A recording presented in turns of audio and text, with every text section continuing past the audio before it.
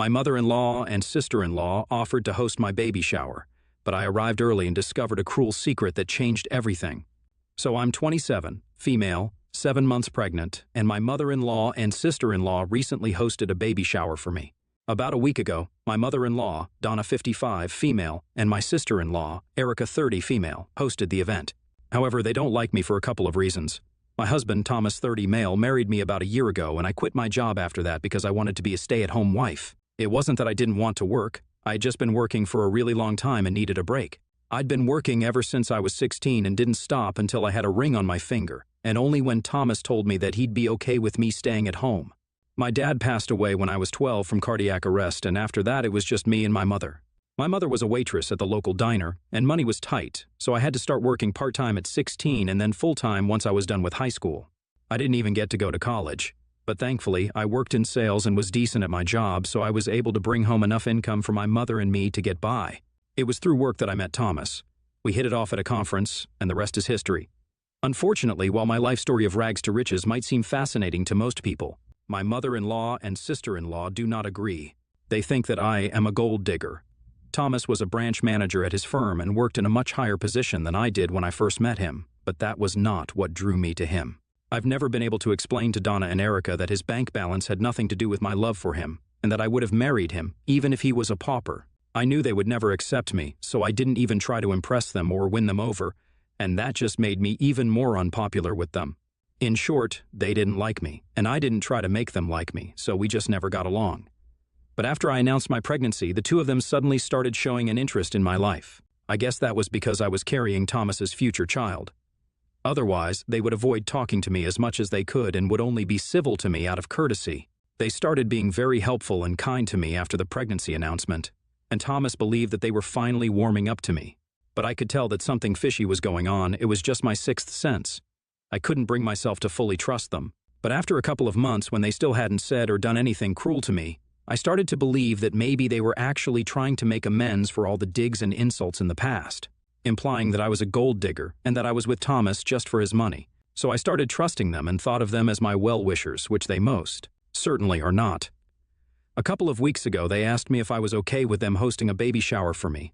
By then, they had established enough trust with me, so I greenlit it and even provided them with a list of guests I wanted to be invited to my baby shower. My mother wanted to be involved in the planning, but Donna and Erica told her that they'd got it and that she didn't need to worry about anything. I guess I should have known right then and there that something weird was going on, but I didn't suspect anything. I figured they just wanted it to be a surprise for me, so they didn't want my mother to be involved. Weeks passed and I didn't hear anything about the baby shower until they sent me an invitation. I even checked in with all the guests I had asked for, and all of them received it as well. So I believed that they were doing everything perfectly, and I was actually happy. Then last week, finally, on the day of the baby shower, I accidentally read the time wrong and showed up an hour early at the venue. They wanted it to be an all-women event because they wanted to take the more traditional route, and I was okay with it. So my husband wasn't there, and I had to take a cab to get to the venue because I didn't feel like driving. Once I got there, I realized that I was an hour early since I couldn't see any cars in the parking lot apart from Donna's. So I decided to give them a surprise and made sure that I headed towards the doors very quietly so they wouldn't hear me coming. And then I peeked in to check out what they were up to.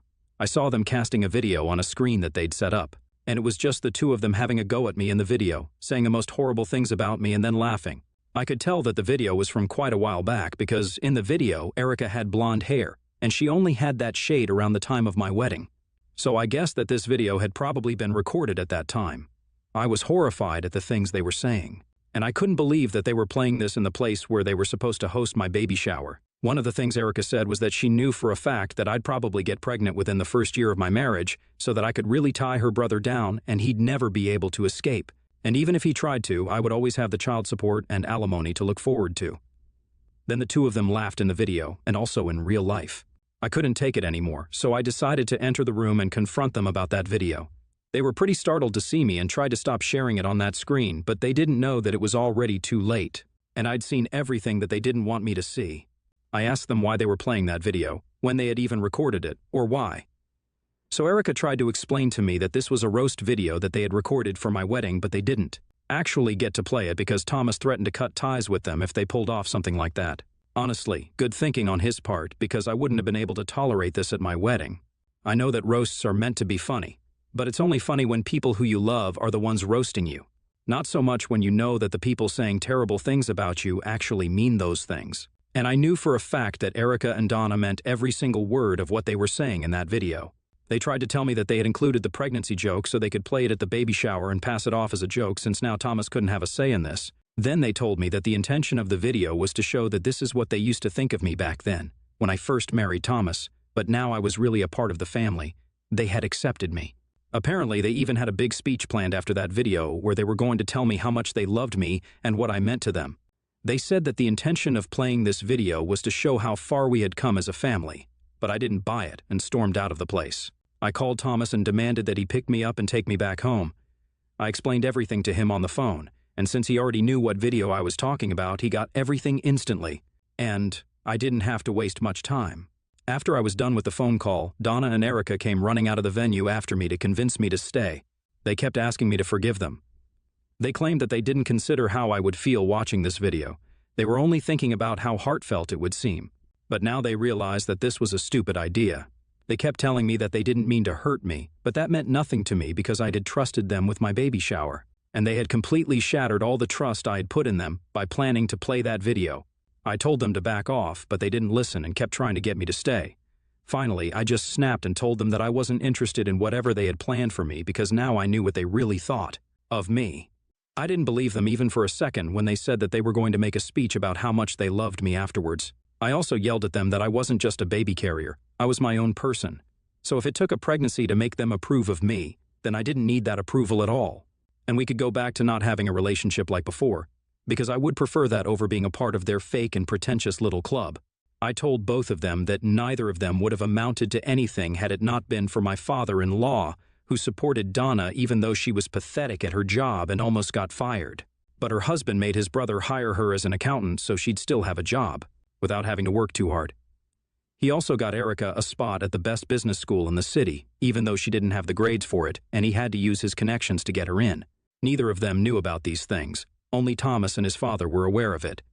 But he had told me these family secrets a long time ago to make me feel better after a particularly horrible dinner at his parents' house, where Donna and Erica wouldn't stop mocking me.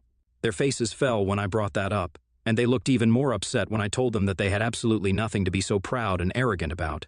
If they had to face the same kind of struggles in their lives as I had, they probably wouldn't be so smug. Living a life like mine would have broken both their flimsy little spirits, and they had no right to question me, especially given their own incompetence. In the meantime, Thomas pulled up, and I got into his car. Then we left the venue without any further discussion. They still tried to talk to me while I was leaving, but I rolled up my windows and we drove away. Thomas had heard the last part where I was yelling at them and talking about whatever my father-in-law had done for them. He told me that he didn't think it was a good idea for me to tell them about it. I didn't reply to that, and he didn't bring it up later. Of course, the party and everything had to be canceled at the very last moment because I wasn't even there. Nobody apart from my mom knew the real reason why until my husband told his relatives to explain why the event had to be called off. Most of them are on my side, which means that Erica and Donna don't have anybody. Everyone thought that I did the right thing, including me, by bringing up how the two of them had so much help that I didn't, and they were judging me because they came from a place of privilege and could afford to pass judgments on someone that they knew absolutely nothing about. I didn't hear from either of them for a couple of days, and Thomas and I didn't discuss it either. He apologized to me on behalf of his family, but that was about it. We didn't talk about it anymore because it's not like this was his fault. However, a couple of days ago, I received a letter from my father-in-law, Raymond. We usually get along well, and he didn't have the problems with me that his wife and daughter seemed to. But this time, he was furious because of the secrets that I revealed to Donna and Erica. He told me that it was absolutely not my place to tell them about something like this, which he had decided to keep from them for so long for the sake of their own self-esteem. And now I'd undone all the work that he had put in. Both of them were totally miserable just because I decided to make them feel bad about themselves and get back at them. I tried to defend myself by telling him what they'd been planning to do, and I believe that what I said was completely justified because they'd been picking on me for years before I finally snapped. He told me that he could understand that I was upset, but it was still not my place to bring that up, and he was extremely disappointed in me. We haven't spoken since then, and when I tried to talk to Thomas about it, he said that he had nothing to say. But I think he is dodging the question because he feels the same way as his father. Am I the asshole for telling my mother-in-law and sister-in-law that they'd be nothing without my father-in-law's help? Update 1. I decided I was not going to apologize to Donna and Erica because I really don't think I said anything out of line. They've been picking on me ever since they met me, and this time I finally decided to snap at them and let them know exactly what I thought of them. They can't always get away with everything that they say and do just because Thomas and Raymond believe that addressing it would make them feel bad about themselves. Over the years, there have been several instances where the two of them have ganged up against me and made me feel bad, but nobody's talking about that. So why is it such a big deal if I do the same thing to them that they've been doing to me for years? I also told Thomas about how I felt because I sensed that he agreed with his father. Now, I couldn't care less about what Raymond thinks, but I need my husband to be on my side. So far, he's always maintained the peace of the family by telling me to ignore whatever his mother and sister say. But I feel like he needs to realize that I'm his wife, and he needs to stand up for me. I told him that he cannot have this diplomatic approach to things between me and them anymore because that's unfair to all of us. And he needs to pick a side. I was afraid that he would disagree with me or fight with me over this, but he agreed wholeheartedly and even apologized to me for being too scared to do the right thing. He confessed that he was afraid that if he stood up for me and fought with his mom and sister, he would be ostracized from the family. They mean a lot to him, despite their behavior, so he was afraid of standing up for me. But he did realize now that he had a duty toward me as well and couldn't just always expect me to suck it up and keep ignoring every little thing that they did just because I was stronger than them. It wasn't fair to me, and he'd come to the conclusion that he was going to cut his family off. I was touched because I know what family means to him. But I guess now it's about time that there are some real consequences to Donna and Erica's actions. I still haven't forgiven them for whatever I saw in that video, and they haven't even apologized to me or reached out to me after I left that day, which is fine by me because I don't want them to do that either. I don't think it will fix anything, and it will probably just piss me off even more. Some of you in the comments said that I was overreacting because it was just meant to be a roast and they were going to make it up to me by giving a heartfelt speech afterward. But that means nothing to me. I'm sure there are a lot of better ways to show your love to a heavily pregnant woman at her baby shower than a roast video, especially when you know that they meant everything that they said and they weren't just kidding. So I don't think that I'm overreacting. This is the perfect reaction. I didn't even ask them to host it for me. They were the ones who offered to take over, only to let me down in the end.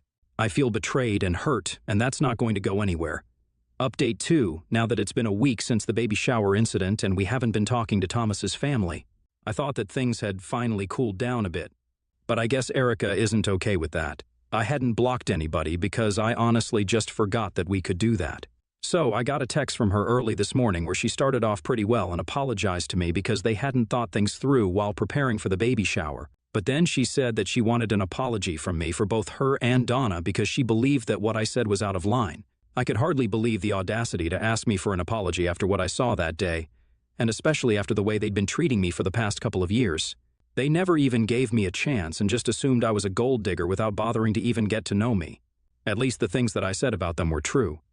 Erica said in her text that it was not my place to say things like that about them, and even if they did come from a place of privilege, it was none of my business, which was just so ironic, because they'd always made it a point to remind me where I came from. And now these were the same people saying that it was none of my business where they came from. To them, my being poor was an actual problem, and they just couldn't accept the fact that I didn't come from a financially wealthy background like they did. They felt free to criticize me for it all they wanted to, but now that they're getting a taste of their own bitter medicine, they don't like it. I treated that text as a joke because, honestly, what was I even supposed to say to that? It was a ridiculously entitled and tone-deaf thing to say, which is what I expected of Erica, so I'm honestly not surprised. I know they wanted an apology, and I probably should have responded with something snarky or mean to put them in their place, but it just didn't seem worth it. If I replied to them, that would just lead to more drama, and that's the last thing I needed. So I ignored it because Thomas was right. The only thing I could do was ignore them and hope that they would go away. It's kind of sad because I actually believed that we were becoming friends over the course of my pregnancy. But evidently, I was mistaken. These two idiots are too stupid to actually be friends with anyone apart from like-minded idiots. I haven't told Thomas about this yet because he hasn't come home from work. But as soon as he does, I'm going to fill him in and see what he has to say about Erica sending me this text. We haven't been discussing them at all ever since the last update, so I think it's been a couple of days now, and it sucks that I have to bring it up again because I know he's hurting. However, I have no choice, and I know that we have to talk about this and come to a conclusion about what we can do about it. Because when the baby comes, I don't want us to be fighting over what we need to do about his family and whether they should be allowed to have a relationship with the baby or not. We have to discuss it, and we have to talk about them now. Update 3. My last update was just a couple of hours ago, and it feels funny to be back so soon. But this is important, and I need to talk about this, so here I am. Thomas and I talked about Erica and her text after dinner once he was well rested and well fed.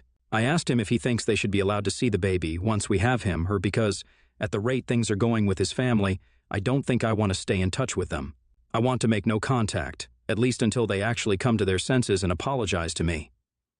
He thought about it for a while and then told me that it was my call entirely because I was the one that they'd been disrespecting all along. So now it was up to me if I wanted them around, and the baby or not. He said that while he personally would want to stay in touch with his family and try to work things out between us to clear the air eventually, he knew that it was not his place to make that decision for me. So whatever I say goes. I thought that it was pretty sweet of him to leave it completely up to me, and he did have a point too. Thomas also mentioned that I was the one who was pregnant. I was the one going through so much, and so it would be his duty to make sure that I'm well taken care of because right now, his new family is his priority. So he left it up to me what we should do about his family. I told him that I was going to take some time to think about it and then let him know eventually. It's too soon for me to come to a decision right now. Update 4, I guess I made my decision. I don't think I'm going to allow Thomas's crazy family around me or my child anymore. I was willing to give them the benefit of the doubt, but now I know that they are incapable of change, and I don't want my baby around them in any capacity. Thomas had a day off today, and he was staying at home with me to spend some quality time, which was really lucky for me. Today, all three, Erica, Donna, and Raymond, showed up at the house to have a discussion with me about my behavior. They claimed that they were here to discuss things, but it felt more like an ambush. I was really lucky to have Thomas there because he nipped it in the bud and told them all to go home since I wasn't willing to speak to them. Erica was the one who was the most angry about all of this, and I could hear them all arguing on the front steps. She was telling him that the only reason that they'd ever doubted me and my intentions was because they were looking out for him. Since I didn't come from a financially stable background, they didn't want him to get stuck with a gold digger, which is why they'd been giving me such a hard time. I was furious and almost went to the porch to argue with them myself, but Thomas handled it pretty well and tore them a new one. He called them a lot of names that I don't want to repeat here, told them off, and even informed them that when the baby was here, they wouldn't be allowed to see any of us because they were disrespectful and were blatantly crossing all boundaries possible. After a couple of minutes, Raymond intervened and told Thomas that he was cutting him out of the family until he came to his senses and divorced me because I was apparently leading him away from them. Then they left. Thomas seemed relieved when he came back to me, and we spent the rest of the afternoon just talking and making fun of everybody behind their backs. So I'd say that this was a great day, and I'm pretty content with how things turned out.